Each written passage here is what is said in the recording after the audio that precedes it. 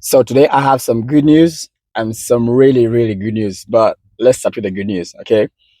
So last week on Thursday, I had my second try at the driving test. Remember the first time I failed, right? This time around, I passed. But I almost failed again. Honestly, when we were out on the road and driving and going around, I made a few mistakes and I thought I was gonna fail again. I thought I was gonna go for my third try. And when we came back to the DMV and we got into the parking lot, this is what happened. Very interesting part. So the lady was like, this is how she said her story. She was like, to be able to get this license, you need to make a minimum of 30 mistakes. 30. Now, in my mind, the moment she said 30, I remembered a few mistakes I made, like sometimes I would make a turn and take long to take off the indicator, like when you turn right and then you keep the blinkers, keep going, and then she's like, oh, turn them off. You remember, I should remind me a few things that I think I should have been doing, like on time. But it's always different when you have someone besides you who is telling you what to do. You get it. If it's you who's doing everything, you like you take your time. But she reminded me a few times, take off the blinkers. And then there was a time, according to my judgment, I was waiting for the car that was coming to pass before I could turn right. And for her, she told me, in that situation, you should have gone. But that goes down to, for me, I feel like that goes down to personal judgment, well, which is okay. These are instructors and, they see things their own way. So do you. Anyway, fast forward. Now she tells me how close I was to failing.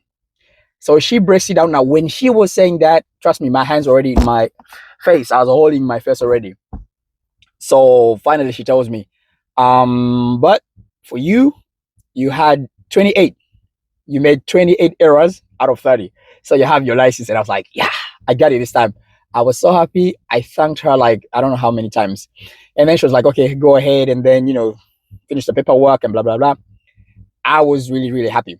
But now, that is the good news that I finally got my CDL. And this means that right now I can go on the road. I can start, tracking and everything.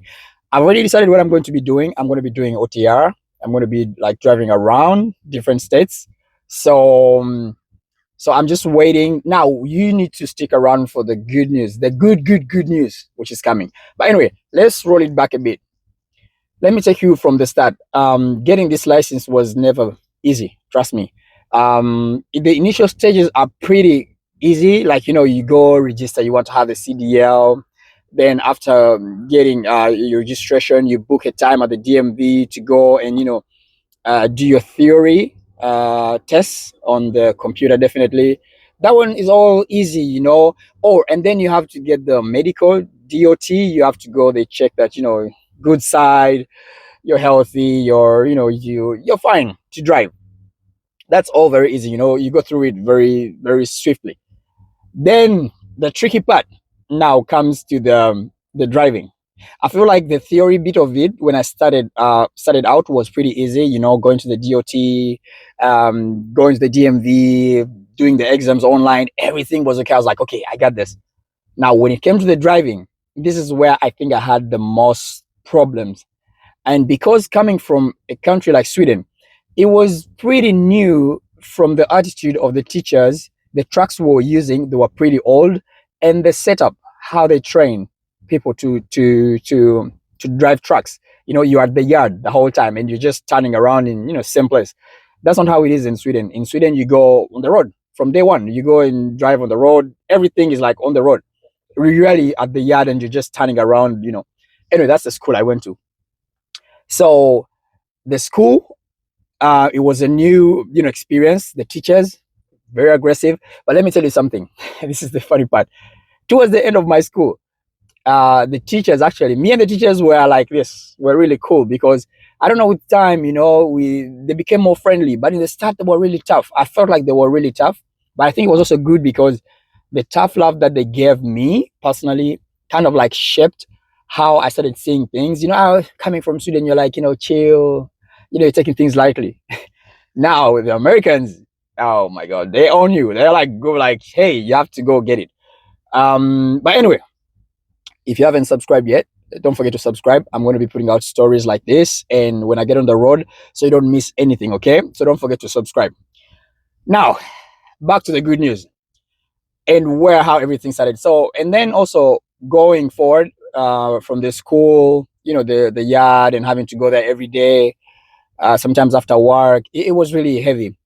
And going for my first try and failing, I was disappointed. But though I knew I was gonna fail, so it wasn't really that bad. I knew I was gonna fail, and then trying out again, and then finally getting my CDL. I was very happy. So overall, my experience taking the CDL in the US compared to Sweden, in the US, it's way tougher on the driving test than the theory. In Sweden, it's way tougher on the theory than the driving, according to me. Because at the DMV that day when I was doing my driving, I'm telling you, almost everyone coming back, I failed, I failed, I failed, I failed, I failed. That was the order of the day. But in Sweden, it's more of like the theory because we have the ECOB, Yrkeskompetensbevis. This is a certificate that certifies you to be a commercial driver. Now that is the hardest because it has a very high pass mark. So people fail a lot there. But other than that, the driving is usually okay. So if I'm to compare the two processes, so each country has where it's easy and where it's hard. The US is harder on the driving. It has the driving, has the skills, air brakes, and all that. And then Sweden is tougher on the theory, knowing what you've studied. The driving for me, it wasn't that hard in Sweden, getting my license. So that is my quick comparison of the two countries taking the license overall.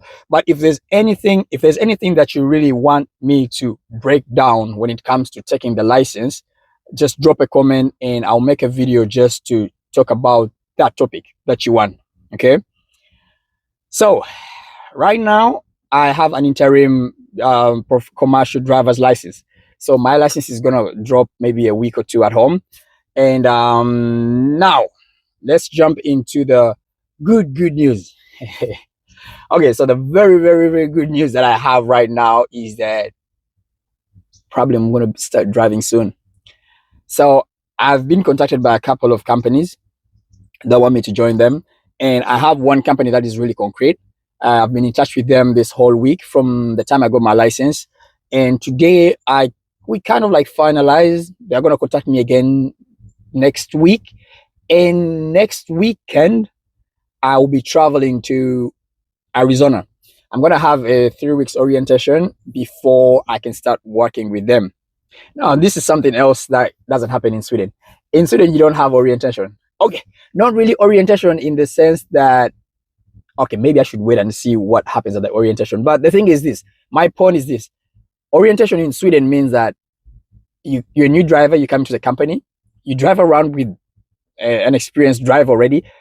We literally just show you around the route if we have like an app we use to deliver stuff. But that takes like a week because I myself at the company that I was working in Sweden, I was at the point that I left, I was kind of like a senior driver as well because I used to do orientation for new drivers.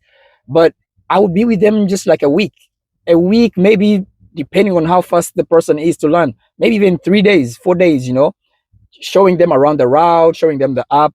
I personally didn't even get orientation. When I go to the company, it was really at the peak. They didn't have anyone to drive with me. So I did the orientation myself. But anyway, the thing about orientation and what we're going to do next week, probably in Arizona, when I go for the orientation and I see what happens, I will make a video to tell you exactly what happens at the orientation when you go for orientation in the US. And I try to compare to see what happens, the difference between in Sweden and the US. But anyway, fast forward. The good news is that I have a job offer. So that is really good news. And I've seen so many people on the tracking channels talk about they cannot find work, it's hard to find work and everything. I'm going to make a video to give you advice probably on how to approach recruiters and how to make it easy for you to get a job. Maybe it could be easy for me that I already have experience from Sweden, tracking. So maybe it's easier for me to get work because I already have prior experience.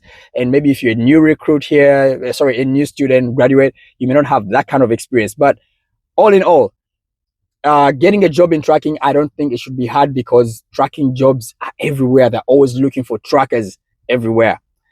So, whew, I'm getting tired. Anyway, so now you have it. The good news is that I completed my CDL. I'm now a professional driver in the US. So that means I've had professional driving licenses for heavy haul trucks in 2 countries, 2 continents, Sweden and the US. Right? Achievement, I guess. Right. Give me a trophy for that.